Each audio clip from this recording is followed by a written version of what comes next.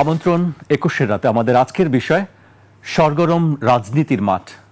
আমাদের সঙ্গে স্টুডিওতে উপস্থিত আছেন গণ অধিকার পরিষদের সাধারণ সম্পাদক রাশেদ খান, আপনাকে স্বাগত জানাচ্ছি। আমাদের সঙ্গে আছেন ছাত্রদলের সাবেক সাধারণ সম্পাদক সাইফ মাহমুদ জুয়েল, আপনাকেও স্বাগত জানাচ্ছি। ধন্যবাদ, শুভেচ্ছা জানাচ্ছি আপনাকে। আজকে আমাদের আলোচনার বিষয় সরগরম রাজনীতির মাঠ। আমরা জাতীয় রাজনীতি নিয়ে কথা বলি সবসময়। জাতীয় রাজনীতির একটি আবহ চলছে, ভোট নিয়ে সামনে ভোট হবে কি হবে না সেরকম একটি আশঙ্কা আছে, এবং তার মধ্যে আমরা যতদূর জানি সরকারের পক্ষ থেকে প্রতিদিনই বলা হচ্ছে যে ভোট হবেই ফেব্রুয়ারিতে, এই বিষয়ে কোনো সন্দেহ বা শঙ্কার জায়গা নেই। আজকেও আইন উপদেষ্টা একই কথা বলেছেন যে ভোট হবেই। কিন্তু গতকাল আমরা দেখলাম যে ডাকসু নির্বাচন নিয়ে হঠাৎ একটি উত্তেজনা, বলা যায় যে একটি হলের মনোনয়ন ফর্ম জমা দেওয়া নিয়ে আর কি উত্তেজনা। আমি সেই বিষয়টি একটু উল্লেখ করতে চাই আলোচনা যাবার আগে। ভুক্তভোগী শিক্ষার্থী বঙ্গমাতা শেখ ফজিলাতুন্নেসা মুজিব হল শাখা ছাত্রদলের আহ্বায়ক মালিহা বিনতে খান বলেন, হলে গণতান্ত্রিক পরিবেশ নেই। আমি কয়েকজন শিক্ষার্থীকে সঙ্গে নিয়ে মনোনয়নপত্র সংগ্রহ করতে বেলা ৩টা ৫০ দিকে হলে যাই। সাধারণ শিক্ষার্থী নামধারী কিছু শিক্ষার্থী এসে আমাদের বাধা দেয়। পরে হল প্রশাসনকে জানালেও তারা আমাদের কথা শোনেনি। শিক্ষার্থীরা মব সৃষ্টি করে আমাদের মনোনয়নপত্র সংগ্রহ করতে দেয়নি, গায়ে হাত তোলার চেষ্টা করে। আমরা এই ঘটনার বিচার চাই। একটি কথা গতকালই তারা বলেছেন যে পরিবেশ এখনো সৃষ্টি করতে পারেনি, লেভেল প্লেইং ফিল্ড তৈরি করতে পারেনি বিশ্ববিদ্যালয়ের প্রশাসন। আপনি আসলে কি মনে করেন, নির্বাচনের বাকি আর মাত্র কয়েকদিন, আমরা জানি ৯ সেপ্টেম্বর নির্বাচন, সেক্ষেত্রে পরিবেশ সৃষ্টি করাটি একটি বড় একটি ইস্যু। আপনি কি মনে করেন রাশেদ খান? আপনি অনেকদিন যেহেতু বিশ্ববিদ্যালয়ে ছিলেন, আপনি খুব ভালো বলতে পারবেন নিশ্চয়ই বিষয়টি। ধন্যবাদ সবাইকে। গণ অধিকার পরিষদের পক্ষ থেকে শুভেচ্ছা। আমি 2019 সালে যে ডাকসু নির্বাচন হয়, আমি সেখানে জিএস পদে ইলেকশন করেছি, এবং আমাদের ওই সময়কার প্যানেলে নুরুল হক নূর তিনি ভিপি পদে নির্বাচন করেছেন, এবং আমরা যতটুকু তথ্যপাত্য পেয়েছি ভিপি জিএস সহ আমরা 11টি পদে নির্বাচিত হয়েছিলাম। কিন্তু ফলাফল ছাত্রলীগ বা ওই সময়কার আওয়ামী প্রশাসন তারা হাইজ্যাক করেছে। তো যাই হোক, আমি পরবর্তীতে আমার কাছে যেহেতু আসলে এক ধরনের তথ্য ছিল, এবং আমি তো আসলে কনফিডেন্ট ছিলাম যে আমি নির্বাচনে জিতছি। এর কারণটা হলো যে ওই সময়কার প্রেক্ষাপটে সবেমাত্র আমরা 2018 সালে কোটা সংস্কার আন্দোলন শেষ করেছি। আমি জেল থেকে বেশ কয়েক মাস আগে বের হয়েছি। মানুষের মাঝে বা শিক্ষার্থীদের মাঝে একটা ব্যাপক জনপ্রিয়তা, এবং বিশেষ করে শিক্ষার্থীদের পক্ষে আন্দোলন করতে গিয়ে আমি জেলে গিয়েছি। তো যার পুরস্কার স্বরূপ শিক্ষার্থীরা আমাদের ভোট দিয়েছে, নির্বাচিত করেছে। কিন্তু যেটি হলো যে আমাদের মাত্র 2টা পদে ঘোষণা করা হলো, নুরুল হক নূর এবং আক্তার হোসেন, এই 2টা পদে, মানে একজন ছিল ভিপি পদে আর একজন সমাজ সেবা সম্পাদক পদে। তো যাই হোক, আমাদের পদগুলো ঘোষণা করা হলো না। আমি ওই সময় যেটি করেছিলাম, বিশ্ববিদ্যালয় প্রশাসনের কাছে একটি অভিযোগপত্র দিয়েছিলাম, এবং একমাত্র প্রার্থী হিসেবে, যেহেতু আমার কনফিডেন্স ছিল। এবং এরপরে তারা একটি তদন্ত কমিটি গঠন করে, এবং তদন্ত কমিটি একটি প্রতিবেদন দেয়। সেটি আসলে ভুয়া প্রতিবেদন ছিল দীর্ঘ সময় পরে। পরবর্তীতে যেহেতু আমি ওই সময় অভিযোগ দিয়ে রেখেছিলাম, গণ অভ্যুত্থানের পরে আমি বিশ্ববিদ্যালয় প্রশাসনের কাছে ভিসি বরাবর আরেকটি অভিযোগপত্র দিই ডাকসু নির্বাচনের যে কারচুপি হয়েছিল 2019 সালে, তার সুষ্ঠু তদন্ত করার জন্য, এবং একই সাথে যারা অবৈধভাবে ভর্তি হয়ে এবং অবৈধ প্রক্রিয়ায় যারা ডাকসু নেতা হয়েছে তাদের ছাত্রত্ব এবং ডাকসু পদ বাতিল করার জন্য। দুঃখের সাথে বলতে হয় যে দীর্ঘ কয়েক মাস হয়ে গেছে, এখনো পর্যন্ত প্রতিবেদন দেওয়া হয়নি। আমি এ বিষয়ে বিশ্ববিদ্যালয়ে 2জন দায়িত্বশীল যারা শিক্ষক রয়েছে এবং যারা প্রশাসনিক দায়িত্বে বা তদন্ত কমিটির দায়িত্বে যাদেরকে রাখা হয়েছিল, আমি তাদের সাথে কথা বলেছি। তারা বলছে এই সপ্তাহের মধ্যে আবার আমাকে নিয়ে বসবে, দেখা যাক কি হয়। আমি এই কথাগুলো কেন বলছি দেখেন, এই যে ডাকসু নির্বাচন যেটা আমরা 19 সালে করলাম, সেই নির্বাচনে যারা আসলে ফেসিবাদের পক্ষে শিক্ষক ছিল তারা কিন্তু ছাত্রলীগের প্যানেলকে জিতিয়ে দিয়েছে। যারা হল প্রশাসনে ফেসিবাদের পক্ষের কর্মকর্তা ছিল বা আপনার কেন্দ্রীয় পর্যায়ে, তারা কিন্তু আপনার ছাত্রলীগকে জিতিয়ে দিয়েছে। এবং ছাত্রলীগের যারা এই অপরাধের সাথে যুক্ত ছিল তাদেরকে ওইভাবে শাস্তি দেওয়া হয়নি। তো 19 সালে ডাকসু নির্বাচনে যে কারচুপি হয়েছে সেটা কিন্তু শিক্ষকরা, তারা কিন্তু বেসরকারি পর্যায়ে একটি কমিটি গঠন করে এবং তদন্ত তারা করে, এবং সেই প্রেক্ষিতে তারা বলে যে আসলে ডাকসু নির্বাচনটা ওইভাবে সুষ্ঠু হয়নি। তো এখনো পর্যন্ত বিশ্ববিদ্যালয় প্রশাসন ওই নির্বাচনের যে সুরাহা করা দরকার, যারা এর সাথে জড়িত সেই শিক্ষকদের শাস্তি দেওয়া, কি কোনো ব্যবস্থা যেমন সুরাহা হয়নি জি এখনো? ওই সময়কার যিনি ভিসি ছিলেন আখতারুজ্জামান, আমি তার শাস্তি দাবি করেছি, কারণ এই যে ছাত্রলীগকে জিতিয়ে দেওয়া এটার সাথে কিন্তু ওই ভিসি আখতারুজ্জামান জড়িত। আপনি যেটি বললেন যে একজন ছাত্রদলের নেত্রী তিনি অভিযোগ করেছেন যে সাধারণ শিক্ষার্থী, নামধারী কতিপয় শিক্ষার্থী তাদেরকে বাধা দিয়েছে। যদি এই ঘটনা সঠিক হয় তাহলে আমি মনে করি অবশ্যই তদন্ত সাপেক্ষে যে সকল শিক্ষার্থীরা এর সাথে জড়িত তাদের শাস্তি হওয়া দরকার। একই সাথে বিশ্ববিদ্যালয় প্রশাসনের যদি কোনো গাফিলতি থাকে সেটারও আসলে তদন্ত সাপেক্ষে শাস্তি হওয়া দরকার। অন্যথায় এই যে ডাকসু নির্বাচন তারা করতে যাচ্ছে বা করতে চায়, যদি এই ঘটনাগুলো তারা ট্যাকেল না দিতে পারে তাহলে কিন্তু ডাকসু নির্বাচন কোনোভাবে সুষ্ঠু হবে না। এবং একই সাথে 19 সালের নির্বাচনে যারা জড়িত ছিল, যে সকল শিক্ষকরা, যে সকল কর্মকর্তারা, তাদেরও যদি শাস্তির আওতায় না আনা যায় তাহলে কিন্তু এই নির্বাচনটা প্রশ্নবিদ্ধ হতে পারে। এই জন্য আমার দাবি যে যারা আসলে 19 সালের নির্বাচনে যারা আসলে অন্যায় করেছে, কারচুপি করেছে, আমরা নির্বাচিত হওয়ার পরেও যারা আমাদেরকে ডাকসুতে কাজ করার সুযোগ দেয়নি, অবশ্যই তাদের পানিশমেন্ট হতে হবে। এবং আমি এই টকশোতে এতটুকু বলে রাখছি, আমি রাশিদ খান যদি বেঁচে থাকি, এই অন্যায়ের সাথে যারা জড়িত তাদের পানিশমেন্ট দেওয়ার জন্য যা যা করার আমি করব। জি, সাইফ মাহমুদ জুয়েল, আপনার কাছে আসতে চাই এবার। আপনি তো দীর্ঘদিন ছাত্র রাজনীতির সঙ্গে জড়িত ছিলেন, একেবারে সামনে থেকেই নেতৃত্ব দিয়েছেন। আসলে যে অভিযোগগুলি করা হচ্ছে, যে সেই অভিযোগ থেকে আসলে আপনার কাছে কি মনে হয় যে এই পরিবেশে সুষ্ঠু নির্বাচন সম্ভব ডাকসুতে বা অন্যান্য যেসব জায়গা আছে বিশ্ববিদ্যালয়ে? ধন্যবাদ। আপনি যে কথাটি বলছেন তার আগে পূর্বে যে নির্বাচনটি সেটি অবতারণা করা প্রয়োজন, যেটি ইতিমধ্যে রাশেদ করেছেন। 27 বছর পরে যখন 2019 সালের নির্বাচনটি অনুষ্ঠিত হয়েছিল, 28 বছর পরে, তখনই এরকম একটি টকশোতে আমার উপস্থিত হওয়ার সুযোগ হয়েছিল।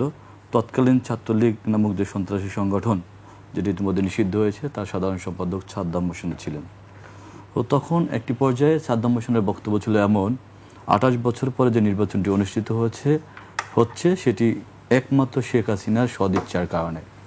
তখনই আমি এই কথাটি বলেছিলাম, ঢাকা বিশ্ববিদ্যালয়ে প্রধানমন্ত্রীর কোনো নির্বাহী পদের অধিষ্ঠিত নেই। ওখানে মাননীয় উপাচার্য, মহামান্য রাষ্ট্রপতি, আচার্য, ওনাদের ইচ্ছা, সদিচ্ছা এবং ছাত্রদের আন্দোলন সংগ্রামের ভূমিকা, এটা ডাকসু নির্বাচন অনুষ্ঠিত করার জন্য একটি ব্যবস্থা হতে পারে। কিন্তু যদি তৎকালীন প্রধানমন্ত্রী, অবৈধ প্রধানমন্ত্রী যাকে আমরা বলি, তৎকালীন সেই স্বৈরাচার প্রধানমন্ত্রী যদি হস্তক্ষেপ থাকে, সেই নির্বাচনটি নিশ্চয়ই তার পূর্ববর্তী সময় একটি 30 ডিসেম্বরের নির্বাচন হয়েছিল, জাতীয় নির্বাচন, সেই নির্বাচনের দিকে যাচ্ছে কিনা, এই প্রশ্নটি আমি তখন করেছিলাম। কারণ 2018 সালের 30 ডিসেম্বর যে জাতীয় নির্বাচনটি অনুষ্ঠিত হয়েছে, আমরা সবাই অবগত আছি সেই নির্বাচনটি কেমন হয়েছিল। ঠিক তার পরবর্তী সময় যে শেখ হাসিনার সদিচ্ছার কারণে নির্বাচনটি অনুষ্ঠিত হয়ে থাকে, সেই নির্বাচনটিও 30 ডিসেম্বরের মতো রাতের আধারে নির্বাচন হচ্ছে কিনা, সেই প্রশ্ন তখন তুলেছিলাম। তার পরবর্তীতে নির্বাচন অনুষ্ঠিত হলো এবং নির্বাচনের রেজাল্ট যেভাবে হাইজ্যাক করা হলো, এবং হলে হলে আমরা জেনেছি আপনার অন্যান্য শিক্ষা প্রতিষ্ঠান থেকে এনে রাতভর তাদেরকে এখানে রেখে এবং কৃত্রিম লাইন তৈরি করে রাখা হয়েছিল, যাতে করে যারা যৌক্তিক শিক্ষার্থী, যাদের বৈধ শিক্ষার্থী, যাদের বৈধ ভোটার, তারা ভোট দিতে বাধাগ্রস্ত হয় এবং ভোট দিতে না পারে। এবং রেজাল্ট আমার ধারণা, আমি জানি না রাশেদ একমত হবে কিনা, আমার ধারণা রেজাল্টটি একটি পরিকল্পিত রেজাল্ট, যেটি মনে হয়েছে একটা বড় ধরনের মুভমেন্ট সৃষ্টি না হয়, যে মুভমেন্টে ফ্যাসিবাদী হাসিনারই পতন হতে পারে। সেজন্য ঢাকা বিশ্ববিদ্যালয় একটি সেন্সিটিভ জায়গা হওয়ার কারণে হয়তো একটি আংশিক রেজাল্ট প্রকাশ করেছে, যেটাকে আমাদের তৎকালীন সময় ডাকসুর ভিপি হিসেবে নূরকে যেটা জানানো হলো। তো এখন হলো এই নির্বাচনটি, দেখেন ফ্যাসিবাদের পতনের পরে নিঃসন্দেহে সমগ্র বাংলাদেশের মানুষ আশাবাদী হয়েছে। আমি দৃঢ়ভাবে বিশ্বাস করি, যদি 17 বছরের সংগ্রামে একজন কর্মী ছিলাম, আমাদের বিশেষ করে জাতীয়তাবাদের শক্তিতে যারা বিশ্বাস করি, আমাদের লড়াইটি ছিল গণমানুষের ভোটাধিকার ফিরিয়ে দেওয়ার লড়াই, সাধারণ শিক্ষার্থীদের ভোটাধিকার ফিরিয়ে দেওয়ার লড়াই। বিশেষ করে আমি যখন জাতীয়তাবাদী ছাত্রদলের সাধারণ সম্পাদকের দায়িত্ব পালন করি, তখন আমাদের তারুণ্যের সমাবেশ হয়েছিল, আপনারা নিশ্চয়ই অবগত আছেন। তারুণ্যের রোড মার্চ হয়েছিল। আমাদের স্লোগান ছিল, তরুণ প্রজন্ম দিব ভোট, ভোটের জন্য লড়াই হোক।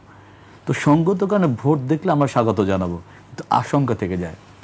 আপনি গতকালকে যে ঘটনাটা ইতিমধ্যে আপনি অবতারণা করলেন, তার পাশাপাশি আরেকটি ঘটনা 2-1 দিন আগে শামসুন্নাহর হলে এর তথাকথিত মব সৃষ্টির মাধ্যমে ছাত্র দলের যারা প্যানেল দেওয়ার চেষ্টা করছিল তাদেরকে বাধাগ্রস্ত করা হলো। ওইটি নিয়ে তাৎক্ষণিকভাবে ছাত্রদল সংবাদ সম্মেলনও করেছে। তো আমরা একটি পরিবর্তিত পরিস্থিতি, যে বাংলাদেশ আমরা সবার মতামতকে প্রাধান্য দেবো, সবার মতামতকে আমরা শ্রদ্ধা জানাবো, সালাম জানাবো, সেই জায়গায় এসে কিন্তু স্বাধীন মতামত বাধাগ্রস্ত হচ্ছে। এখন কারা বাধাগ্রস্ত করছে?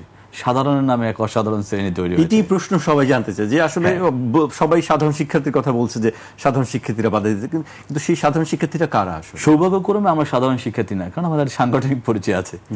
দুর্ভাগ্যজনকভাবে যেটা বলতে হয়, যাদের সাংগঠনিক পরিচয় দেওয়ার সক্ষমতা নেই, তারা সাধারণের নামে এই অসাধারণ মানুষগুলো, যারা এই মব সৃষ্টি করে, যারা কুচক্রী মহল, যারা ঢাকা বিশ্ববিদ্যালয়ের পরিবেশ থেকে শুরু করে সমগ্র বাংলাদেশের রাজনৈতিক পরিবেশ যাতে সুষ্ঠু না থাকে, একইভাবে নির্বাচনী পরিবেশ যাতে না থাকে। ডাকসু নির্বাচন নিশ্চয়ই জাতীয় নির্বাচনকে আরও বেশি অগ্রগামী করবে, কিন্তু যদি সেই প্রেক্ষাপটটা এমন হয় যে আগেই বাধাগ্রস্ত হচ্ছে, মব সৃষ্টি করছে, বিশেষ করে জাতীয়তাবাদী ছাত্রদলকে উদ্দেশ্য করে। এখন দেখুন, যখন আমরা জুলাই আগস্টে আন্দোলনটা করলাম, তখন কিন্তু ছাত্রদলকে বলা হয়নি একবারের জন্য এই আন্দোলনে আপনারা একই মঞ্চে এসে আন্দোলন করেন না, কিংবা ছাত্রদলকে বাধাগ্রস্ত করা হয়নি। কিন্তু যখন পরিবর্তিত বাংলাদেশ আসলো, আমি খুব শ্রদ্ধা রেখে বলতে চাই, জুলাই আগস্টে যারা সতীর্থ সহযোদ্ধা, যারা শহীদ হয়েছেন, তাদের প্রতি আমার কৃতজ্ঞ চিত্তে স্মরণ করছি। আর যারা আহত হয়েছেন তাদেরকে আমি এখান থেকে সমবেদনা জানাচ্ছি এবং তাদের প্রতি সহানুভূতি জানিয়ে তাদের চিকিৎসা দাবি করছি। কিন্তু পাশাপাশি যে কথাটি বলার প্রয়োজন, আপনি 1 মাস 2 মাস আন্দোলনের যে স্টেক সারা বাংলাদেশকে আজকে একবারে আপনি করালগ্রস্ত করে ফেলেছেন। তো 17 বছরের সংগ্রামীরা তারা যদি একইভাবে করালগ্রস্ত করে, তাহলে আমার বাংলাদেশটা কোথায় যাবে? আগে বাংলাদেশটাকে ধারণ করতে হবে। ঢাকা বিশ্ববিদ্যালয়ের শিক্ষার্থী হিসেবে আমি ঢাকা বিশ্ববিদ্যালয়ের শিক্ষার্থীদেরকে যেটি বলতে চাই, সবার জন্য সমান অধিকার এটি নিশ্চিত করার যে চেষ্টা আমরা 17 বছর ধরে করছি, আজকে পরিবর্তিত পরিস্থিতিতে নিঃসন্দেহে সেটি আকাঙ্ক্ষিত ছিল। কিন্তু সে তথাকথিতভাবে যদি মব সৃষ্টি করা হয়, যে অরাজক পরিবেশ সৃষ্টি করবে, তারা সেক্ষেত্রে সবচেয়ে দায়ী মনে করি আমরা যারা গুপ্তচর ভিত্তিক করছেন, যারা সাংগঠনিক পরিচয় দিতে সক্ষমতা দেখাচ্ছেন না। সেই বিষয়টিও আসলে আলোচনায় আছে যে শিক্ষার্থীরা গুপ্ত রাজনীতির বিরুদ্ধেও একটি অবস্থান আছে। আমি আপনার কাছে আবারও আসবো, আমি রাশেদ খানের কাছে আসতে চাই পর্যায়ে। মোটামুটি আমরা 4টি ফ্যাক্টরকে এবার ডাকসু নির্বাচনে মূল হিসেবে ধরা হচ্ছে, যেটি আমি উল্লেখ করতে চাই কিছু।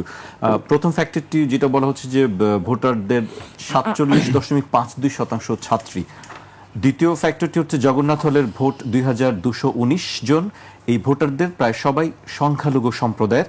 তৃতীয় ফ্যাক্টর জুলাই গণ অভ্যুত্থানে কার কি ভূমিকা ছিল। চতুর্থ ফ্যাক্টর প্রার্থীদের ব্যক্তিগত ভাবমূর্তি। রাশেদ খান, আপনি কি মনে করেন এই ফ্যাক্টরগুলোর বাইরে আরো কোনো ফ্যাক্টর কি আছে যে আসলে সেটি ভূমিকা রাখবে ডাকসু ফলাফলের ক্ষেত্রে? ধন্যবাদ। অবশ্যই নারীদের ভোট গুরুত্বপূর্ণ জাতীয় রাজনীতিতে, এবং ডাকসু নির্বাচন বা ছাত্র সংসদ নির্বাচনে নারী ভোটার গুরুত্বপূর্ণ।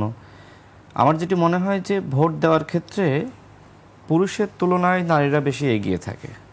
এবং যখন 19 সালে আমরা নির্বাচন করলাম ডাকসুতে, তখন যেটি দেখলাম যে আমাদেরকে আসলে নারীরা বেশি ভোট দিয়েছে, যেটা ছাত্রলীগকে দেয়নি। প্রত্যেকটা হলে নুরুল হক নূর, আমি বা আমাদের প্যানেলের যারা ছিলেন, তারা নারীদের হলে যেহেতু ভোটটা এইভাবে কারচুপি করতে পারেনি এবং তারা তাদের হিস্সাটা আদায় করে নিয়েছে, যে কারণে সেই ভোটগুলো আসলে আমাদেরকে কম দেখাতে পারেনি। কিন্তু পুরুষদের হলে, মানে যেটা আসলে ছেলে শিক্ষার্থী যেখানে থাকে, সেই হলগুলোতে কৃত্রিম লাইন সৃষ্টি করা হয়েছিল, যেটি জুয়েল ভাই বললেন যে বাইরে থেকে আপনার শিক্ষার্থী ধরে এনে লাইনে দাঁড় করিয়ে রাখা, যাতে করে সাধারণ শিক্ষার্থীরা তারা এক ধরনের বিরক্ত হয়ে আর ভোটই না দেয়, ঘন্টার পর ঘন্টা লাইনে দাঁড়িয়ে থাকতে হচ্ছে। এই ঘটনাগুলো ঘটেছে এবং নানান ধরনের কারচুপি আসলে সেখানে হয়েছে। আপনি যেটি বললেন যে 47.52% নারী ভোট, আশা করি এই ভোট নারীরা অবশ্যই সঠিক সিদ্ধান্ত নিয়ে, যারা দীর্ঘ লড়াই সংগ্রাম করেছে শুধুমাত্র এই 36 দিনের আপনি নিজেও বললেন, আর এমনিও আমরা যতদূর জানি যে এই নারী ফ্যাক্টরটাই, ভোটারটাই সবচেয়ে বড় ফ্যাক্টর হিসেবে কাজ করে। যাদের পক্ষে এই ভোটটা বেশি যাবে তাদেরই জয়ের সম্ভাবনা বেশি থাকবে।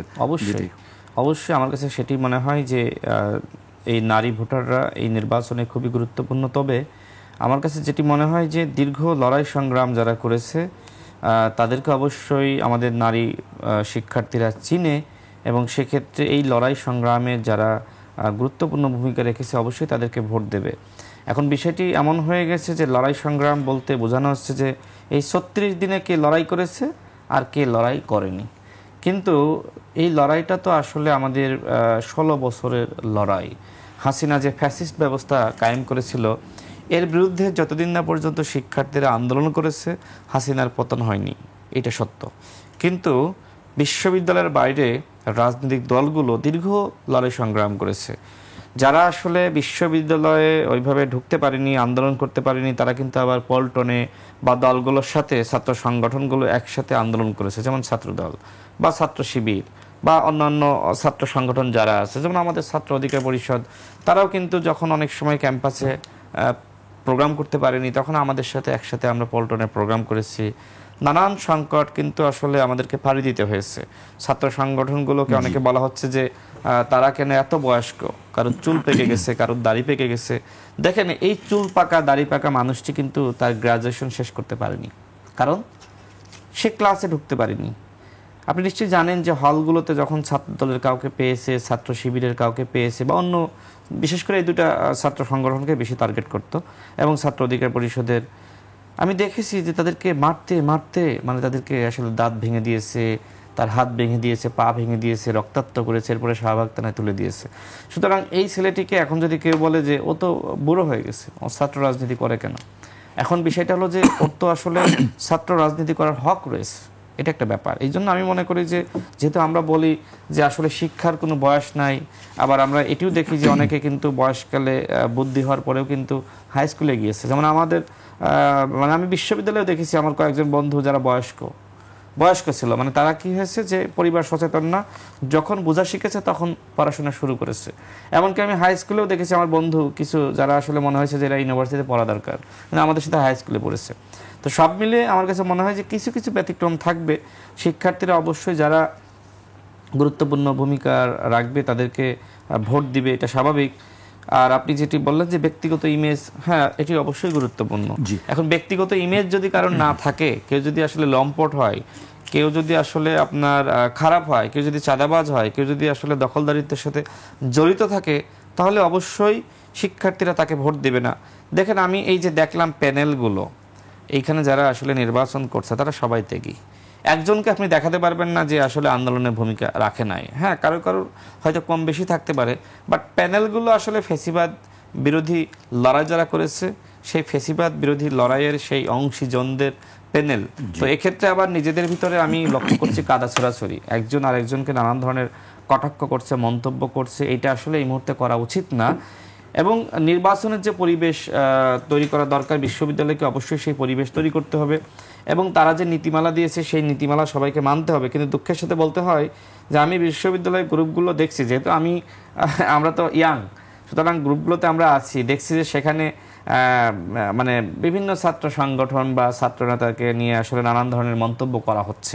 তো এটা অনাকাঙ্ক্ষিত। আমার মনে হয় যে শিক্ষার্থীদের উচিত হবে আপনার সবার প্রতি শ্রদ্ধা রাখা, এবং যারা অন্যান্য প্রার্থী তাদের উচিত হবে আপনার এগেনস্টে যে প্রার্থী আছে তার প্রতি সহনশীল থাকা। জি, আপনাদের দুজনের কাছে আমার একই একটা প্রশ্ন আছে, একই প্রশ্ন করতে চাই যে আসলে ছাত্র রাজনীতি যারা বিশ্ববিদ্যালয় ভিত্তিক রাজনীতি করে, সেই রাজনীতির ক্ষেত্রে কি আসলে বিশ্ববিদ্যালয় বা ছাত্রদের স্বার্থটাকে বেশি দেখা হয়, নাকি জাতীয় রাজনীতিতেই ছাত্র নেতারা বেশি জড়িয়ে পড়েন? এই জিনিসগুলো আমরা দেখি। মানে বিশ্ববিদ্যালয়ে আমরা জানি যে আবাসন সংকট আছে, গবেষণার ক্ষেত্রে সংকট আছে, যাতায়াতের ক্ষেত্রে সংকট আছে, প্রশাসনিক ভবনের ভোগান্তি আছে, বেশ কিছু বিষয় আছে যেটি ছাত্রদের সঙ্গে সরাসরি জড়িত। জি, ছাত্রছাত্রী সেই জায়গাগুলো নিয়ে কাজ কি আপনারা বেশি করার থেকে জাতীয় রাজনীতির দিকে বেশি মনোযোগী হন? এই কথাগুলো কারা বলে জানেন? এই কথাগুলো যে ছাত্ররা শুধুমাত্র ছাত্র রাজনীতি করবে, আর সব রাজনীতি আমি আসতেছি। আর ছাত্র রাজনীতি বলতে বোঝানো হয় যে তুমি ক্যান্টিনের খাবারের মানটা ভালো করো, তুমি বিশ্ববিদ্যালয়ে গাছ লাগানোর কাজ করো, তুমি বিশ্ববিদ্যালয়ে কিভাবে পরিষ্কার পরিচ্ছন্ন থাকবে সেটাতে মনোযোগ দাও, মানে বা শিক্ষার্থীদের সমস্যা সংকট নিয়ে মনোযোগ দাও। এর বাইরে কোনো কাজ তোমাদের করা লাগবে না। আমি একটি ঘটনা বলি। 2019 সালের দিকে আমাকে একবার এনএসআই, আমি ভাসানটেকে থাকতাম, ওইখান থেকে মধ্যরাতে আমাকে তুলে আনতে যায়। তো সেই সময় আমি তো ওই সময় জয়েন্টলি আমার শ্বশুর শাশুড়ি তাদের সাথে থাকতাম। তো তখন আমাকে বলা হয় যে তারাও কিন্তু নেমে আসে, যখন আমাকে তুলে আনতে যায় আমাকে ডাক দেয়, তো বাধ্য হয়ে না এসে তো উপায় নেই। তো তখন আমাকে বলা হচ্ছে যে আমি যেন শুধু ছাত্রলীগের বিরুদ্ধে কথা বলি, আমি এক সময় বিশ্ববিদ্যালয়ের ছাত্র, আমি যেন শুধু গণরুম গেস্ট রুম নিয়ে কথা বলি, আমি যেন হাসিনা বা জাতীয় রাজনীতি নিয়ে মন্তব্য না করি। এই কথা আমাকে কে বললো? এনএসআই। দেখেন এই জুলাই বিপ্লবে যদি ছাত্ররা মনে করতো যে আমরা শুধু ছাত্রদের অধিকার নিয়ে কথা বলবো, আমরা শুধু ক্যান্টিনের খাবারের মান নিয়ে কথা বলবো, আমরা শুধু শিক্ষার মান নিয়ে কথা বলবো, আমরা শুধু শিক্ষার্থীদের অধিকার আদায় নিয়ে কথা বলবো, তাহলে কি হাসিনার পতন হইতো না? আপনি বোধহয় বুঝতে পারেন আমার প্রশ্নটা। আমি সেটি বলছি না যে জাতীয় রাজনীতি করবে না, সেটি না। আমি বলছি সেটি তো আছেই, কিন্তু তারপরে তারা যেখানে থাকে, সাধারণ মানুষের যারা ভোটে নির্বাচিত হন, সেই সাধারণ শিক্ষার্থীদের তো কিছু দাবি দাওয়া থাকে। সেই দাবি দাওয়া পূরণের ক্ষেত্রে কতটুকু ছাত্র নেতারা ভূমিকা রাখেন? জি, আমি আমার বক্তব্য শেষের দিকে আমি ওই প্রসঙ্গই আনতাম। তো যাই হোক, আপনি যেহেতু আবার বললেন, দেখেন তো যেমনিভাবে জাতীয় পর্যায়ে যে কাজগুলো করা দরকার, কথাগুলো বলা দরকার, একজন শিক্ষার্থীকে সেই বিষয়ে মন্তব্য করতে হবে, এক। দ্বিতীয়ত অবশ্যই শিক্ষার্থীদের অধিকার আদায়ে তাকে পাশে থাকতে হবে, কারণ তিনি একজন ছাত্রনেতা। তার মানে কি? ছাত্রদের অধিকার এবং দেশের মানুষের অধিকার, এই দুইটা বিষয়ে তাকে ফোকাস দিতে হবে। একজন ছাত্রনেতা বা ডাকসু নেতা বা একজন যে কোনো দলের নেতা, মানে ছাত্র সংগঠনের, তিনি শুধুমাত্র আসলে ওই ক্যাম্পাস কেন্দ্রিক কথা বললে আসলে এক ধরনের ওই যে আওয়ামী এজেন্ডা বাস্তবায়িত হয়ে যায়, যেটা আওয়ামী লীগের এনএসআই আমাকে বলেছিল। তো সেই জায়গায় আমার আহ্বান থাকবে, যারা ছাত্র রাজনীতি করেন তাদের প্রথমত ফোকাস দিতে হবে দেশের প্রতি, দেশ কোন দিকে যাচ্ছে। দ্বিতীয়ত ফোকাস দিতে হবে, দেশ যদি না থাকে তাহলে ছাত্র বা মানে ক্যাম্পাসকে থাকবে, শিক্ষার্থীদের অধিকার থাকবে। দ্বিতীয়ত তাকে ক্যাম্পাসের দিকে ফোকাস দিতে হবে, শিক্ষার্থীদের অধিকারের দিকে ফোকাস দিতে হবে। অর্থাৎ তাকে দুইটা দিকে মনোযোগ দিতে হবে। দেশ না থাকলে ক্যাম্পাস থাকবে না, বিশ্ববিদ্যালয় থাকবে না, লেখাপড়া থাকবে না। সুতরাং দেশকে বাঁচিয়ে রাখার জন্য অবশ্যই একজন ছাত্র নেতার দায়িত্ব বা একজন শিক্ষার্থীর দায়িত্ব সব দিকে নজর রাখা, সব দিকে দেখভাল রাখা। এবং একই সাথে যেহেতু মানে শিক্ষার্থীদের ভিতরে আমার কাছে মনে হয় বিরাজনীতিকরণ করা হয়েছে, তাদের ভিতরে এমন ধরনের মনস্তত্ত্ব ঢুকিয়ে দেওয়া হয়েছে যে কেউ আসলে কোনো দলের সাথে সম্পৃক্ত, মানে কোনো ছাত্র সংগঠন, সেটাকে মনে হয় যে এক ধরনের অপরাধ, লেজুর ভিত্তি হিসেবে তুলে ধরা হয়। আচ্ছা, বাংলাদেশের বাস্তবতা আপনি দেখান তো একটা ছাত্র সংগঠন যেটা লেজুর ভিত্তি করে না, দেখান তো। এই যে বাকসাস, দেখেন এনসিপির একজন নেতা ডাকসুতে জিএস পদে দাঁড়িয়ে আছে, মাহিন সরকার, এই জন্য তাকে বহিষ্কার করে দিয়েছে। কেন? কারণ এক্ষেত্রে এই যে বাকসাসের ভোট কিন্তু ভাগ হয়ে যেতে পারে, মানে একই আপনার মানে স্টেক হোল্ডারদের দুইজন জিএস প্রার্থী, তার মানে কি ভোট ভাগ হয়ে গেল, কেউ পাস করতে পারলো না। তো এই ক্ষেত্রে তো এনসিপি প্রমাণ করে দেখিয়ে দিল যে এটা তো এনসিপি ছাত্র সংগঠন। এখন এনসিপি স্বীকার করছে না, ছাত্রদল স্বীকার করছে যে আমাদের বিএনপির সাথে আমাদের সম্পর্ক আছে, আমরা বিএনপির ভ্রাতৃপ্রতিম সংগঠন, কিন্তু বাকসাস আবার স্বীকার করছে না। এইটাকে আপনি কি বলবেন? তো আমার মনে হয় যে রাজনীতি আসলে প্রকাশ্যের জিনিস, রাজনীতি মিথ্যাচারের জিনিস না, রাজনীতি গোপন সম্পর্কের জিনিস না। হ্যাঁ, এনসিপি ছাত্র সংগঠন হলে আপনি বলেন, আপনি বিএনপির ছাত্র সংগঠন হলে বলেন, লজ্জা কিসের? আপনি রাজনীতি করছেন। যদি বাংলাদেশে আপনি এই ধরনের আইন করেন যে ছাত্র সংগঠনগুলো শুধুমাত্র ছাত্র রাজনীতি করবে, তারা দেশ নিয়ে কথা বলতে পারবে না এবং কোনো দলের সাথে তাদের সম্পর্ক রাখা যাবে না। দেখেন, ছাত্র শিবিরকে বলা হয়, আমি শেষ করি 1 মিনিটে, ছাত্র শিবিরকে বলা হয় যে তাদের জামাতের সাথে কোনো সম্পর্ক নাই। জামাতের প্রত্যেকটা প্রোগ্রামে কি আপনি ছাত্র শিবিরকে পান না?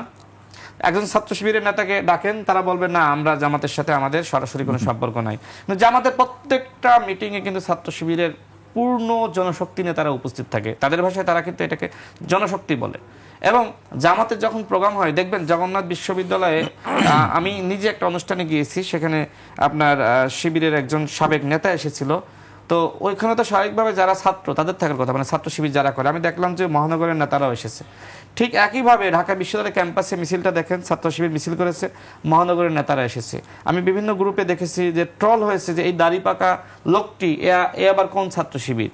তো বিষয়টা আসলে এইরকম যে সবাই আসলে দলের সাথে সম্পর্ক রাখে, কেউ স্বীকার করে, কেউ স্বীকার করে না।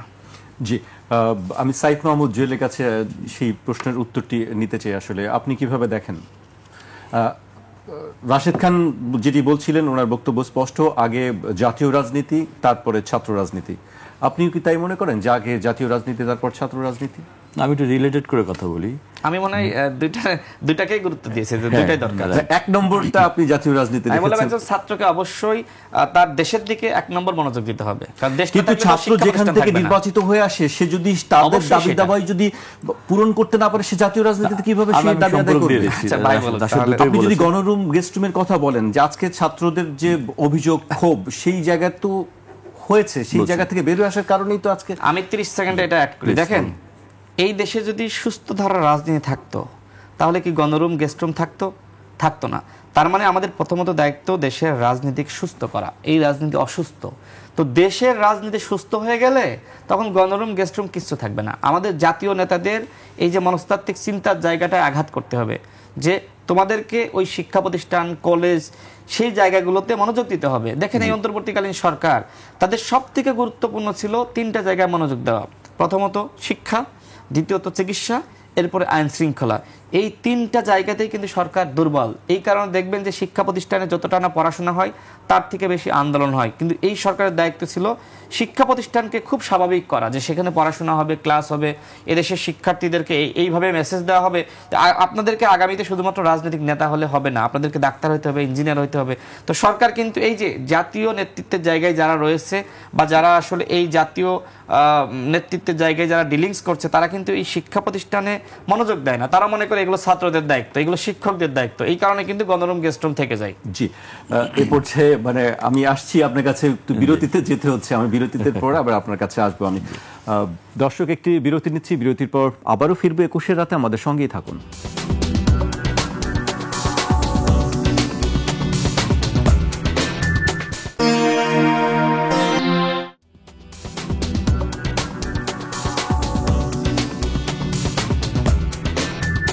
বিরতির পর আবারও স্বাগত। আপনারা দেখছেন 21-এর রাত। আমাদের সঙ্গে আছেন গণ অধিকার পরিষদের সাধারণ সম্পাদক রাশেদ খান এবং ছাত্রদলের সাবেক সাধারণ সম্পাদক সাইফ মাহমুদ জুয়েল।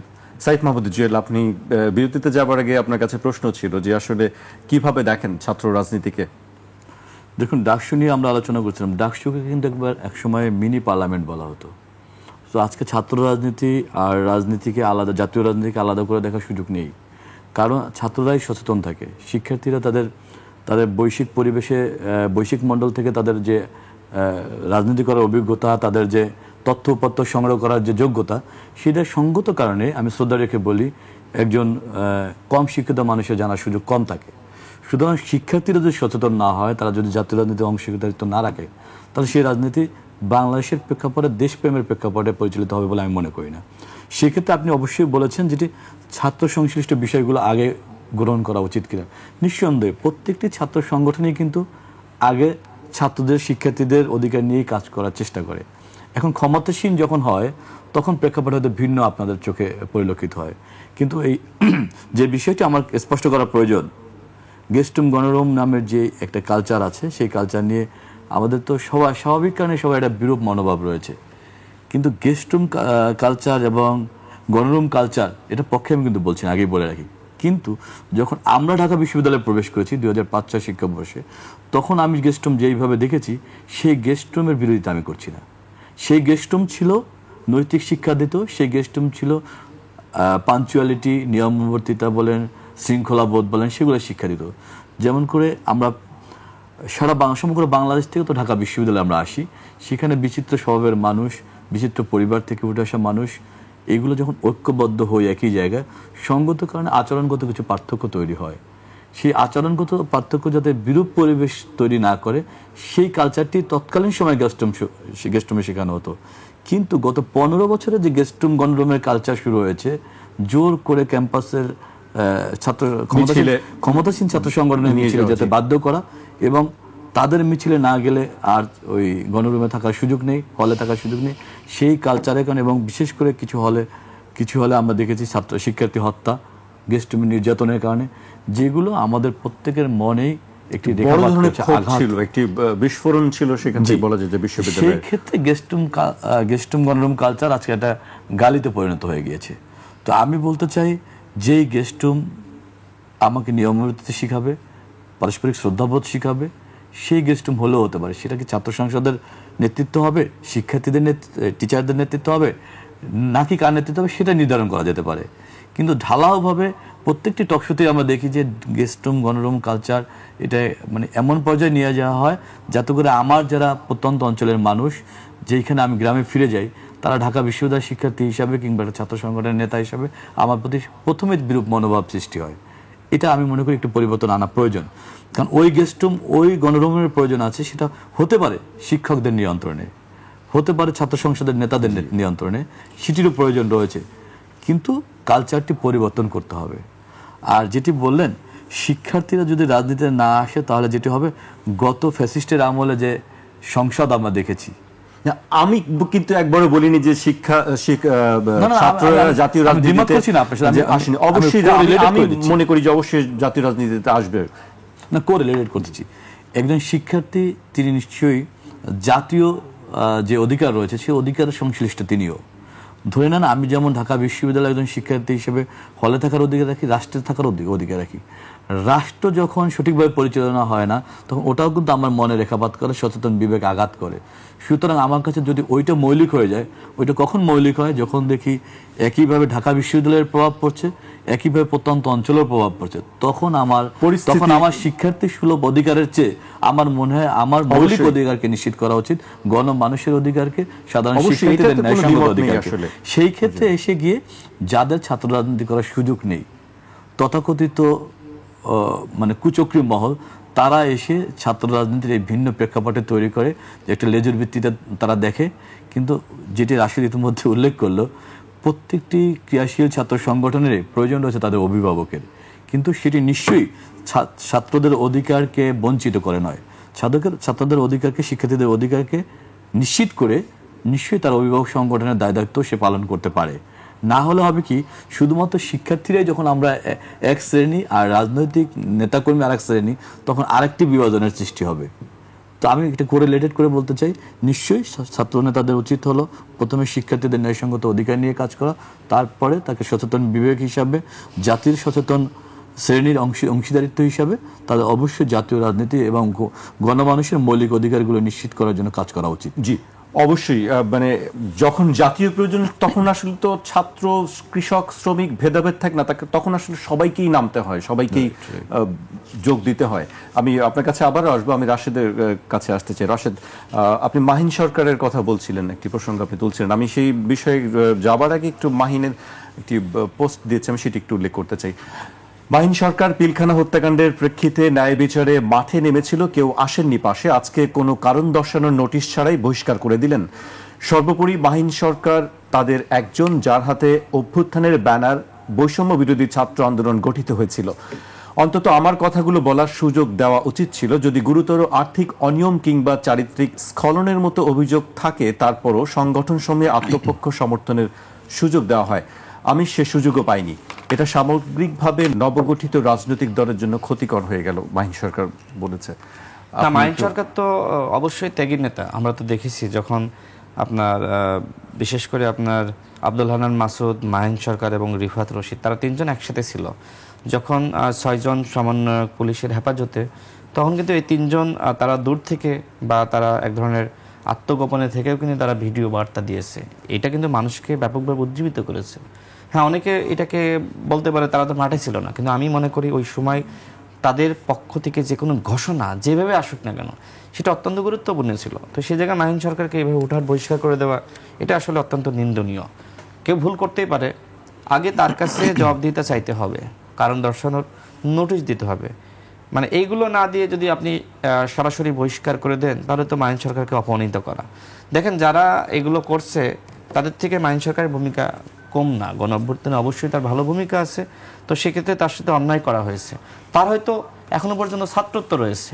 তো আমার কথা হলো যে একজন শিক্ষার্থী, আপনি একদিকে বলছেন যে যারা ছাত্র রাজনীতি করে তারা শুধুমাত্র ছাত্র রাজনীতি নিয়ে কথা বলবে, ক্যাম্পাস নিয়ে, গণরুম, গেস্ট রুম নিয়ে কথা বলবে, তাহলে ছাত্র থাকা অবস্থায় জাতীয় রাজনীতির নেতা কেমনে হয়?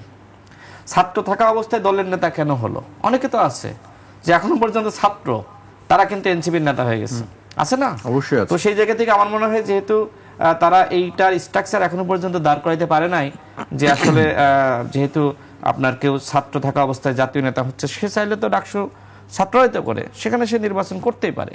তো যেটি করা হয়েছে তার সাথে অবশ্যই অন্যায় করা হয়েছে। আমি মনে করি যে মাহিন সরকারের মতন একজন নেতা, হ্যাঁ তার ভুল থাকতে পারে, ভুল আমিও করি, রাজনীতি মানেই ভুল থাকবে, আমরা কি ফেরেশতা না।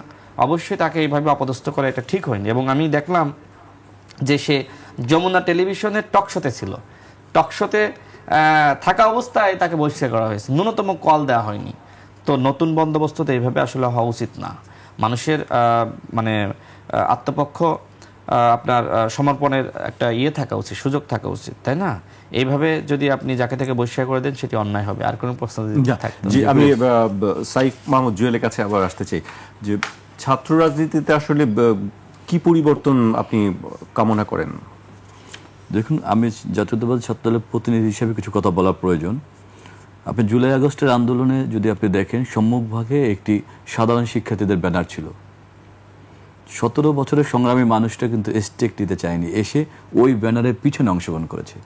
এটি একটি গুণগত পরিবর্তন, যে আমি স্টেক দাবি না করে আমার সর্বোচ্চ শ্রম দিলাম, সর্বোচ্চ ডেডিকেশন দিলাম। তো এটি একটা বড় ধরনের পরিবর্তন বলে আমি মনে করি। ছাত্রদলের এখন যারা নেতৃবৃন্দ রয়েছেন সবাইকে আমি এই জন্য সাধুবাদ জানাচ্ছি। একইভাবে ছাত্রদল যাদের দ্বারা পরিচালিত হয় তাদেরকেও আমি ধন্যবাদ জানাচ্ছি। এখন যে কথাটি বলা প্রয়োজন, মাহিন সরকারের সাথে আরও কিছু কথা যুক্ত করার প্রয়োজন। যাদেরকে নিয়ে কথা বলবো তারাও আমার চেনাস্পদ অনুজ। ঢাকা বিশ্ববিদ্যালয়ের সতীর্থ সহযোদ্ধা হিসেবে মিছিল করার সুযোগ হয়েছে সবার সাথেই। কিন্তু দুর্ভাগ্যজনক হলো, শুধু মাহিন সরকার জাতীয় রাজনীতিতে অংশগ্রহণ করছে এখানেই, আর ছাত্র রাজনীতিতে অংশগ্রহণ করতে পারবে না বা ডাকসু নির্বাচনে অংশগ্রহণ করতে পারবে না, সেটা এখানে নয়। কিন্তু আপনি নিশ্চয়ই জানেন এনসিপির একটি নীতিমালা রয়েছে, ওনাদের যারা থানার নেতা হতে হবে এনসিপির, তাদের ন্যূনতম একটা বয়স নির্ধারণ করা হয়েছে। তো সেই বয়সটা হলো, আমি যতদূর মনে পড়ে আমার 35-এর উপরে। তো সেইটা যদি হয়, জাতীয় নেতারা হলো 35-এর নিচে, আর অধীনস্থ যারা থানা পর্যায়ের নেতা তারা ন্যূনতম 35, এরকমটা ন্যূনতম ধরা হয়েছে। জি, তো জিনিসটা কন্ট্রাডিক্ট করে কিনা, জিনিসটা নিঃসন্দেহে কন্ট্রাডিক্ট করে। নতুন বন্দোবস্তে এত কন্ট্রাডিকশন নিয়ে আসলে আমরা কি শিখবো? যে কথাটি বলা প্রয়োজন, আমি যে কথাগুলো এখন পরিবর্তিত পরিস্থিতিতে বলবো, সেই কথাগুলো আমার মিছিলের সতীর্থ সহযোদ্ধার বিরুদ্ধে যাচ্ছে। এটা আমাদের জন্য দুর্ভাগ্যজনক। আমরা চেয়েছিলাম পরিবর্তিত পরিস্থিতিতে একটি অভিন্ন সত্তা হোক বাংলাদেশ, সমগ্র বাংলাদেশ আমরা ঐক্যবদ্ধ হই ফেসিবাদ ব্যতি রেখে। কিন্তু দুর্ভাগ্যজনক ঘটনা হলো, আজকে আমাদের জনবল তৈরি করার জন্য আমরা ফেসিবাদের অংশীদারিত্ব এখানে নিশ্চিত করে ফেলতেছি। কারা কারা করছে এটা জাতীয় গণমাধ্যমগুলোতে স্পষ্ট হচ্ছে, সামাজিক মাধ্যমগুলোতে স্পষ্ট হচ্ছে। একইভাবে কেউ কেউ তার আবার গুপ্তচর ভিত্তিতে করতে গিয়ে একই ব্যক্তি 2 সংগঠনের নেতা ছিলেন। এখন তাকে আমি কোন রূপটা আমরা গ্রহণ করব? পরিবর্তিত পরিস্থিতির রূপটা গ্রহণ করব, নাকি আগে তাদের প্রিভিয়াস রূপটা গ্রহণ করব? এগুলো অনেক প্রশ্ন কিন্তু অ্যারাইজ হয়েছে, যেগুলো খুবই কঠিন। হ্যাঁ, আমি মনে করি এই ডাকসুকে কেন্দ্র করেই আমরা, যেটা রাশেদ ইতিমধ্যে বললেন, কাদা ছোড়াছুড়ি না করে আমাদের একটা আত্ম উপলব্ধি হওয়া উচিত।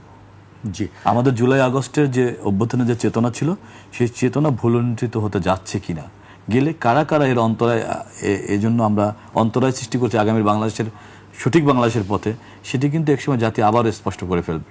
সুতরাং সবার আগে বাংলাদেশ এই নীতিকে ধারণ করে আমরা, যাতে করে জুলাই আগস্টের চিন্তা চেতনাকে ধারণ করে এ ধরনের সহযোদ্ধাদের প্রতি কাদা ছোড়াছুড়ি না করে, এবং ঢাকা বিশ্ববিদ্যালয়ের মুক্ত চর্চার যে কেন্দ্রটি সেটি আমরা বজায় রাখি। একইভাবে ঢাকা বিশ্ববিদ্যালয় ডাকসু নির্বাচন যারা অনুষ্ঠিত করবেন, সেই সকল শিক্ষক মণ্ডলী সহ যারা আজকে রাষ্ট্র পরিচালনার দায়িত্ব রয়েছেন, সবার প্রতি আমার আহ্বান থাকবে, এই ফেসিবাদ ব্যতি রেখে সবার অংশগ্রহণ নিশ্চিত করা যেতে পারে, কিন্তু অবশ্যই সবার জন্য সমান অধিকার নিশ্চিত করতে হবে। জি, সেটি যে সব ক্ষেত্রেই, জাতীয় রাজনীতি ক্ষেত্রে, বিশ্ববিদ্যালয়ের রাজনীতি ক্ষেত্রে, সব জায়গায় সবার জন্য সমান অধিকার, এটি গণতন্ত্রের সৌন্দর্য। আমি এবার একটু জাতীয় রাজনীতির ক্ষেত্রে আসতে চাই। আমি সালাউদ্দিন আহমেদ আজকে বেশ কিছু কথা বলেছেন যে আগের সনদে নির্বাচিত সংসদ পরবর্তী 2 বছরের মধ্যে জুলাই সনদ বাস্তবায়ন করবে বলা হলেও নতুন সনদে তা নাই। এছাড়া দ্বিতীয় দফার আলোচনার পরিপ্রেক্ষিতে অঙ্গীকারনামায় সনদকে সংবিধানের উপরে রাখা হয়েছে, তবে কোনো ডকুমেন্ট সংবিধানের উপরে হতে পারে না। যদি সনদ সংবিধানের উপরে রাখা হয় তাহলে ভবিষ্যতের জন্য খারাপ নজির হবে। জুলাই সনদ নিয়ে প্রশ্ন তোলা যাবে না বলা হয়েছে, এটাও সঠিক হয়নি। রাশেদ খান, আপনি জাতীয় রাজনীতিতে জড়িত, ছাত্র রাজনীতির থেকে আপনি জাতীয় রাজনীতিতে এসেছেন, আপনি এই বিষয়ে আপনার মন্তব্য কি? আপনার দল এই ঐক্যমত কমিশনে যারা আছে তারা আসলে আবেগ দ্বারা তাড়িত হচ্ছে, তারা বাস্তবতা বুঝতে চাচ্ছে না। তারা মনে করছে যে ছাত্রদের এই কথা না শুনলে তো ছাত্ররা মক করছে, আমাদেরকে ধরতে পারে, আমাদেরকে ঘেরাও করতে পারে, এই একটা ভয়ের মধ্যে থেকে তারা কাজ করছে।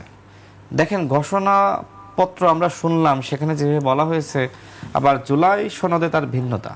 যেটা আপনি বললেন যে আসলে আপনার 2 বছরের কথা বলা হয়েছে, যে আগামীতে যারা সরকারে আসবে 2 বছরের মধ্যে বাস্তবায়ন করবে। তো আমার কথা হলো যে যেগুলো এখন বাস্তবায়ন করা যায় করে ফেলেন না, করেননি কেন? নিষেধ কে করছে? তাই না? আর আমি কালকে এই জুলাই সনদ পুরোটা আমি পড়েছি, একদম A to Z, প্রত্যেকটা লাইন, শব্দ, বাক্য, সকাল থেকে মোটামুটি দুপুরের পর কয়েক ঘন্টা আমার সময় লেগেছে। তো আমি সেখানে দেখলাম যে এইগুলো তো আসলে সংবিধানে অন্তর্ভুক্ত হবে, যে সংবিধানের কোথায় কতটুকু পরিবর্তন হবে, এগুলো তো সংবিধানে চলে যাচ্ছে। এমন না যে জিনিসটা আসলে এই সনদের মতনই থাকছে। সংবিধানের কোথায় পরিবর্তন হবে, কোন লাইন পরিবর্তন হবে, যেমন 70 অনুচ্ছেদ নিয়ে কি হবে, সেটা তো এখানে এই সনদে বলা হচ্ছে। তার মানে কি, আপনি সংবিধান সংস্কার করে দিলেই তো হয়ে যাচ্ছে, তাই না? এই জিনিসটা আলাদা রাখার কারণটা আমি বুঝতেছি না। এটা তো আলাদা রাখার কোনো সুযোগ নাই। তাহলে তো ওই সংবিধানে আপনি কি পরিবর্তন করবেন আমাকে বলেন? এই সংবিধান সংস্কার করার জন্য বা বিভিন্ন যে মনে করেন যে পুলিশ সংস্কার কমিশন, তার মানে পুলিশের যে আইন আছে, এই আইনটা আপনি এই জুলাই সনদ অনুযায়ী আপনি সংস্কার করে ফেলাবেন, তাই না? এটাই তো। তো এইটা তো আসলে এমন না যে জিনিসটা এইভাবে একটা বই তৈরি করলাম আর বইটা আসলে সবসময় আলমারিতে সংরক্ষণ করে রেখে দিতে হবে। এটা তো মনে হয় বাস্তবায়ন এখনই করতে হবে। যেমন সংবিধান আপনার যা যা এখন আপনি সংস্কার করতে চান, সংবিধানের পরিবর্তন করতে চান, হ্যাঁ, এই জুলাই সনদে আপনি যতটুকু একমত হয়েছেন সংবিধানের ওইটা সংস্কার করে ফেলান, আপত্তি কোথায়? আমি বুঝতেছি না আসলে, মানে সবকিছু কেন যে এইভাবে জটিল করা হচ্ছে, এটাই বড় সমস্যা। আর যেটি বললেন যে সংবিধানের উপরে সনদ, মানে এই সনদে যা আছে এটা তো সংবিধানের মধ্যে চলে যাচ্ছে, তাই না? তো এই সংবিধানের উপরে কেন, নিচে কেন, আর পিছনে কেন, এগুলো তো দরকার নাই। মানে বেশি আবেগ আর কি। জুলাই সনদ নিয়ে প্রশ্ন তোলা যাবে না। আর ভাই, প্রশ্ন তো সবাইকে নিয়ে তোলা যায়। প্রশ্ন সংবিধান নিয়ে তোলা যায়, প্রশ্ন রাষ্ট্রপতিকে নিয়ে তোলা যায়, প্রধানমন্ত্রীকে নিয়ে তোলা যায়, সমস্ত আইন নিয়ে তোলা যায়। কোনো কিছু পরিবর্তন করা লাগলে, সংযোজন বিয়োজন করা লাগলে এটা করা যায়। তো এইভাবে আসলে এইভাবে আবেগ দিয়ে আসলে হয় না। তারা আসলে এক ধরনের ভয়ের মধ্যে আছে যে এনসিপি বা ছাত্ররা বা যারা আসলে জুলাই যোদ্ধা রয়েছে, তাদের যে বক্তব্য যদি আমরা সেটা না মানি, তাদের মতন করে না করি, তাহলে আমাদেরকে ঘেরাও দিতে পারে। এই জন্য তারা ভয়ের মধ্যে থেকে এই ধরনের কথাগুলো বলছে। আমার মনে হয় যে ভয়ের কিছু নাই। স্পষ্টভাবে বলেন যে জুলাই সনদে আমরা যতটুকু একমত হয়েছি, এইটা বিভিন্ন জায়গায় যে প্রতিষ্ঠানগুলো সংস্কার করা দরকার। কি আপনি যেটি বলছেন বা সবাই বলছে যে ভয়ের কারণে, আমি তো স্পষ্ট করে দিয়েছি যে মব ঘেরাও করবে, কেউ কোন মব, কারা তাদেরকে। আমি তো বললামই যে এনসিপির একটা দাবি আছে না, জামাতের একটা দাবি আছে, আরো অনেকের দাবি আছে। তারা ভাবছে যে এরা হয়তো আমাদেরকে ঘেরাও করতে পারে। আমি তো স্পষ্ট করলামই। বা বৈষম্যবিরোধী ছাত্র আন্দোলন আছে, এনসিপি আছে, জামাত আছে, ইসলামী আন্দোলন আছে, বা অন্যান্য দল আছে, বা আমি হইতে পারি, বা আমাদের দলই হইতে পারে, বা বিএনপি হইতে পারে। কথার কথা যে তারা একটা ভয়ের মধ্যে আছে যে এইটা না করলে এই সংকট, এই সমস্যা হতে পারে। তো সেই জায়গায় স্পষ্ট করা উচিত তাদের।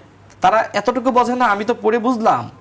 মানে ঐক্যমত কমিশনে যারা আছে তারা কি এটা বোঝে না যেটা বাস্তবায়ন করতে হবে, এটা যেখানে যতটুকু অন্তর্ভুক্ত করা দরকার অন্তর্ভুক্ত করতে হবে, এটা তো আলাদাভাবে পুস্তক আকারে থেকে যাবে এরকম তো না। হ্যাঁ, থাকতে পারে আলাদা, কতটুকু আমরা একমত হয়েছি এটা আলাদাভাবে থাকবে, কিন্তু এইটা তো আবার সংবিধানের মধ্যে চলে যাবে।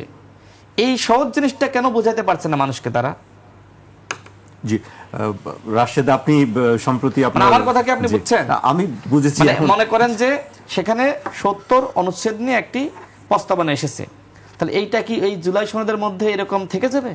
এটা কি সংবিধানে গিয়ে ওই সংবিধানের যে লাইনটা আছে, বাক্য আছে, ওইটা সংযোজন করা হবে না, ওটা সংস্কার করা হবে না, ওটা পরিবর্তন করা হবে না? তার মানে কি জুলাই সনদ চলে যাচ্ছে কোথায়? জুলাই সনদে আমরা যতটুকু একমত হয়েছি এইটার প্রেক্ষিতে আমার সংস্কার হচ্ছে সংবিধান। তাহলে এটা সংবিধানে চলে যাচ্ছে না? তো এই সহজ জিনিসটা কেন তারা বুঝাইতে পারতেছে না? আমি বুঝতেছি না। তাদের কি জ্ঞানের সমস্যা? না, তারা যথেষ্ট যোগ্য, তারা যথেষ্ট অভিজ্ঞ, যথেষ্ট তাদের পড়াশোনা আছে, কিন্তু তারা ভয় পাচ্ছে। এই ভয়ের কারণে কোনো কথা তারা বলতে পারতেছে না। জি, নিশ্চয়ই হয়তো ভয়টি কেটে যাবে। হয়তো আমি আপনার কাছে আরেকটি প্রশ্ন করতে চাই। আপনি সম্প্রতি আপনার এলাকায় ঘুরে এসেছেন, সফর করেছেন। রাজনৈতিক কি অবস্থা, আসলে ভোটের মাঠের কি অবস্থা দেখছেন? সেখানে কি লেভেল প্লেইং ফিল্ড দেখতে পাচ্ছেন? দেখেন, আমার নিজ জেলা ঝিনাইদহ সদরে আমার বাসা, সেখানে আমার জন্ম, সেখানে আমি বড় হয়েছি। এরপরে ঢাকা বিশ্ববিদ্যালয়ে পড়াশোনা করেছি। এখন যেহেতু আসলে জাতীয় পর্যায়ে রাজনীতি করেছি, স্বাভাবিকভাবে নির্বাচন তো এক সময় না এক সময় করা লাগবে। তো সেই জায়গা থেকে এলাকায় মুভমেন্ট করছি, এলাকায় যাচ্ছি। এলাকার আসলে নির্বাচনী পরিবেশ যেভাবে আসলে আমি প্রত্যাশা করেছিলাম, এখনো পর্যন্ত ওই ধরনের পরিবেশ অন্তর্বর্তীকালীন সরকার তৈরি করতে পারেনি। আপনি নিশ্চয়ই জনাব রুহুল কবির রিজভির বক্তব্য শুনেছেন। তিনি বলেছেন যে এই প্রশাসনিক সেটআপ, এই ফেসিবাদী সেটআপ বজায় রেখে কোনোভাবে অবাধ, সুষ্ঠু, নিরপেক্ষ নির্বাচন সম্ভব নয়। তো তিনি এই কথা বলেছেন, আর এই কথাগুলো আমরা দীর্ঘদিন ধরে বলে আসছি। তার মানে কি? তার মানে লেভেল প্লেইং ফিল্ড তৈরি করার জন্য অবশ্যই পুলিশকে সংস্কার করতে হবে, র্যাবকে করতে হবে, বিজিবি করতে হবে, যারা স্থানীয় প্রশাসন তাদেরকে করতে হবে। এখনো পর্যন্ত সরকার এই সংস্কারগুলো করে নাই। নির্বাচনের আগে যদি এই সংস্কার তারা না করতে পারে তাহলে কোনোভাবেই এই অন্তর্বর্তীকালীন সরকারের অধীনে সুষ্ঠু নির্বাচন সম্ভবপর নয়। এই জন্য আমরা বারবার বলছি, আপনাদের হাতে আর যতটুকু সময় আছে এই সময়টা আপনারা নির্বাচনে ফোকাস দেন, নির্বাচনের পরিবেশ তৈরিতে ফোকাস দেন, এবং নির্বাচন কমিশন কিভাবে কাজ করবে, তাদেরকে কারা সহযোগিতা করবে সেই বিষয়ে গুরুত্ব দেন। এবং এই যে নির্বাচন কারা করবে, রাজনৈতিক দলগুলো করবে, সুতরাং দলগুলোর নেতাদেরকে আপনারা ডাকেন, ডেকে কাউন্সিলিং করান, প্রয়োজনে স্থানীয় পর্যায়ে যে নির্বাচন কমিশনের অফিস আছে তাদের পক্ষ থেকে আহ্বান জানান, বসেন একের পর এক। যদি মানে তাদেরকে একটু ওয়ার্নিংও তো দিতে হবে যে আপনারা হাসিনা মার্কা ইলেকশন বা ওই সময় ভোট কেন্দ্র দখল হয়েছে, আপনারা যদি সেই একই কাজ করতে চান তাহলে কিন্তু আপনারা মানে কেউ কিন্তু আপনারা এই নির্বাচন করতে পারবেন না। তাদেরকে তো বলতে হবে যে আমাদের নিয়মটা এইভাবে পরিবর্তন হয়েছে যে আপনারা যদি এখন আপনার ভোট কেন্দ্র দখলের চিন্তা করেন, কারচুপির চিন্তা করেন, তাহলে কিন্তু আমরা ওই আসনে নির্বাচন স্থগিত করে দেব। এই মেসেজগুলো যদি পাই, স্থানীয় যে নির্বাচন কমিশন আছে তারা যদি এইভাবে প্রার্থীদেরকে বা রাজনৈতিক দলের নেতাদেরকে ডেকে নিয়ে কথাগুলো বলে তাহলে অনেকটা কাজে দিবে। জি, একেবারে শেষ পর্যায়ে চলে এসেছি। আমি সাইফ মাহমুদ জুয়েল আপনাকে দিয়ে শেষ করতে চাই। দুই ক্ষেত্রেই আমরা একই রকম কথা শুনেছি যে ওখানেও লেভেল প্লেইং ফিল্ড, রাশেদের কাছে শুনলাম জাতীয় রাজনীতিতেও লেভেল প্লেইং ফিল্ড নেই, এবং সম্প্রতি জামায়াত ইসলাম বা অন্যান্য দল থেকে বলা হচ্ছে যে লেভেল প্লেইং ফিল্ড নেই। না, আমি মনে হয় এইভাবে বলি নাই। আমি বলছি যে এইগুলো সরকারের দায়িত্ব পরিবর্তন করা। ফিল্ড তো সরকারকে তৈরি করতে হবে। মানে জামাতের সুরে সুর মিলিয়ে আমি আপনাকে জামাতের সঙ্গে সুর ধরছি না, আপনি আপনার কথাই বলছি যে আপনি কি মনে করেন আসলে যে লেভেল প্লেইং ফিল্ড নিয়ে এত কথা হচ্ছে, যে সবাই এক বিষয়ে একমত যে লেভেল প্লেইং ফিল্ডটা তৈরি করতে হবে, সেটি কি আসলে শেষ পর্যন্ত? না, বেসিক্যালি লক্ষ্য নির্ধারণ করতে হবে নির্বাচনে। বিষয়টি হয় কি, নির্বাচন সংস্কার পাশাপাশি দাঁড় করে দিয়ে আমরা কোথাও আগাচ্ছি না। সংস্কার প্রস্তাবে যেগুলোতে সবাই মিলে ঐক্যমত হয়েছে সেগুলোও কিন্তু বাস্তবায়ন হয় নাই। সুতরাং আমাদের ফোকাসটা কোন দিকে সেইটা আমাদের উদ্বিগ্নের তার বিষয়। আপনাদের যদি এখন আর হাতে অল্প সময় রয়েছে, এখনই নির্বাচনী ফোকাস দিয়ে সেই লক্ষ্যে সংস্কার তৈরি না করেন তাহলে সকল সংস্কারই কিন্তু বাধাগ্রস্ত হবে। সুতরাং সংস্কার যদি আমাদের লক্ষ্য হয়ে থাকে তাহলে নির্বাচন কেন্দ্রিক যে সংস্কারগুলোর প্রয়োজন সেই সংস্কারের প্রতি এখন গুরুত্ব আরোপ করা প্রয়োজন। সেক্ষেত্রে যদি বলো, সর্বপ্রথম যেটা পুলিশ, অবশ্যই গত 15 বছরের নিয়োগকৃত পুলিশ অফিসাররাই এখনো সারা বাংলাদেশে বিরাজমান। আমি বলছি না পুলিশের প্রায় সবাই খারাপ, বাট পুলিশের বড় একটি অংশ ফেসিবাদের দোষের হিসাবে কাজ করতে বাধ্য হয়েছে, অথবা কেউ কেউ অতি উৎসাহী হয়ে কাজ করেছে। তো যারা অতি উৎসাহী হয়ে কাজ করেছে তাদের কিছু একটা অংশ হয়তো বিচারের আওতায় বা কিংবা আইনি পরীক্ষায় আসছে, বাকি সবাই কিন্তু বহাল তবিলতে আছে। তাদের মনোবাসনা স্বাভাবিক কারণেই কিন্তু তারা যেই পক্ষে এতদিন দীর্ঘ সময় ধরে কাজ করতে বাধ্য হয়েছে কিংবা করেছে, তারা মনেই করে যদি এটা ন্যায়সঙ্গত বাংলাদেশ নির্মাণ হয়, একটি নির্বাচিত বাংলাদেশ, যে বাংলাদেশের সবার আগে বাংলাদেশকে ধারণ করার মতো বাংলাদেশ তৈরি হয়, তখন এই সকল অপকর্মের বিচার হবে। সেই লক্ষ্যে তারা যদি এখনও তাদের যে ষড়যন্ত্রগুলো অব্যাহত রাখে, সেক্ষেত্রে কিন্তু নিঃসন্দেহে নির্বাচন বাধাগ্রস্ত হবে। সারা বাংলাদেশেই, সমগ্র বাংলাদেশেই কিন্তু এই অংশটি বিরাজমান রয়েছে। সেই ক্ষেত্রে সর্বপ্রথম পুলিশ সংস্কার করা প্রয়োজন বলে আমি মনে করি, এবং যেই সচিবালয় ঘিরে, আসলে আমার কথা বলা ঠিক কিনা আমি জানি না, কিন্তু সচিবালয় আমরা এখন প্রশাসনিক যাই না। হ্যাঁ, শুধু সচিবালয় বলছি না, আমি প্রশাসনিক সংস্কারের কথাই বলছি। সচিবালয় থেকে শুরু করে একদম আপনার ইউনিয়ন পরিষদের যে সর্বনিম্ন কর্মকর্তা যিনি রয়েছেন, সচিব, সেই পর্যায় পর্যন্ত মানুষের একটি নতজানু মানসিকতা তৈরি হয়েছে দীর্ঘ সময় ধরে। সেই জায়গাটা মেরুদণ্ড এখনো সোজা হয়নি, আর কেউ তো তাদের দোষর ছিলেনই। সুতরাং এইসব সংস্কার খুব জরুরি। সেই ক্ষেত্রে আমার সেই সংস্কারগুলো না করে আমাদের যেই জিনিসগুলো খুবই দুর্বলতম, যেগুলো খুব জরুরি না, সেই বিষয়গুলো খুব বেশি ফোকাস আমরা লক্ষ্য করছি। আমি বিনয়ের সাথে তাদেরকে আহ্বান জানাবো, যদি নির্বাচন আপনাদের লক্ষ্য হয়ে থাকে, এই অন্তর্বর্তীকালীন সরকারের যদি নির্বাচন অনুষ্ঠিত করার লক্ষ্য হয়ে থাকে, কিন্তু ওনাদের যে বাদানুবাদ, ওনাদের যে কথাবার্তা, তাতে আমি অনেক জায়গায় হয়তো পার্থক্য খুঁজে পাই, বৈপরীত্য খুঁজে পাই। কেউ আপনি নির্বাচন অনুষ্ঠিত করতে যাচ্ছেন, এটা বারবার এখন বলার কি রয়েছে? কিছুদিন আগে তো আপনি নির্বাচন নিয়ে কথাই বলতে চাননি। তো এই জিনিসগুলো গণমানুষের মনে প্রশ্নের অবতারণা হয়। সুতরাং এ ধরনের প্রশ্নের অবতারণা না করে সরাসরি একটি নির্বাচনী রোডম্যাপ ঘোষণা করে দিয়ে আপনারা সেই লক্ষ্যে এই সংস্কার প্রয়োজন, এইভাবে সংস্কারগুলো সম্পন্ন হবে, এভাবে করলে বোধহয় আমি মনে করি গণমানুষের মনে কোনো আশঙ্কা থাকবে না। ঠিক একইভাবে ষড়যন্ত্রকারীরাও আর কোনো সুযোগ পাবে না। জি, সরকার হয়তো সেটি খুব শিগগিরই, হয়তো আগামী সপ্তাহে আমরা একটি রোডম্যাপ দেখতে পাবো। আপনাদেরকে অনেক ধন্যবাদ আমাদেরকে সময় দেওয়ার জন্য। দর্শক আজ এখানেই শেষ করছি। কাল আবার দেখা হবে রাত 12টায়। আপনারা সবাই সুস্থ থাকুন, নিরাপদে থাকুন আর 21-এর সঙ্গে থাকুন।